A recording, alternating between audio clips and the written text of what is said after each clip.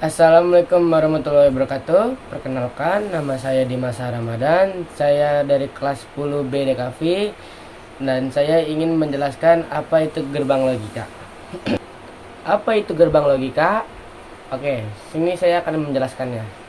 Gerbang logika adalah sebuah blok, sirkuit atau rangkaian dasar digital yang berfungsi mengolah setiap masukan dan keluaran data digital.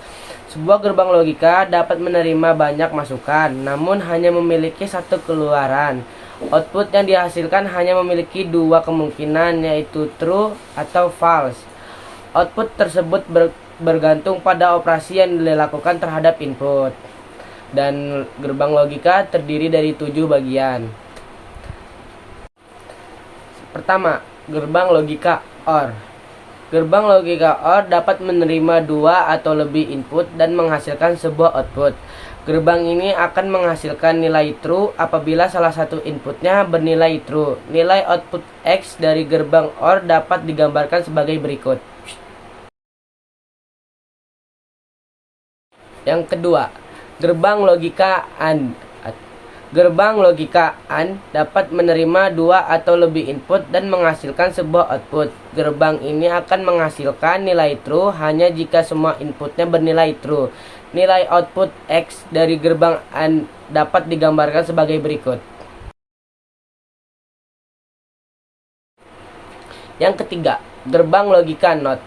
Gerbang logika NOT atau interpreter hanya menerima satu input dan menghasilkan output.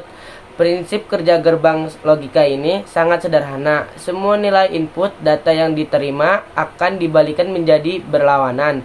Nilai 0 menjadi 1 dan sebaliknya, nilai 1 menjadi 0. Nilai output X dari gerbang NOT dapat digambarkan sebagai berikut. Yang keempat, gerbang logika NOR atau NOT OR. Gerbang NOR dapat menerima dua atau lebih input dan menghasilkan sebuah output. Gerbang ini akan menghasilkan nilai yang berlawanan dengan gerbang OR. Nilai output X dari gerbang NOR dapat digambarkan sebagai berikut. Yang kelima, gerbang logika NAND. Gerbang NAND dapat menerima dua lebih input dan menghasilkan sebuah output. Gerbang ini akan menghasilkan nilai yang berlawanan dengan gerbang AND. Nilai output X dari gerbang NAND dapat digambarkan sebagai berikut. Yang keenam, gerbang logika SOR. Gerbang SOR dapat menerima dua atau lebih input dan menghasilkan sebuah output. Gerbang ini akan menghasilkan nilai true apabila input yang dimasukkan memiliki nilai yang berbeda. Nilai output X dari gerbang SOR dapat digambarkan sebagai berikut.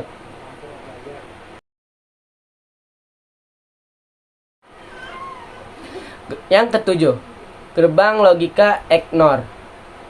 Gerbang EGNOR dapat menerima dua atau lebih input dan menghasilkan sebuah output.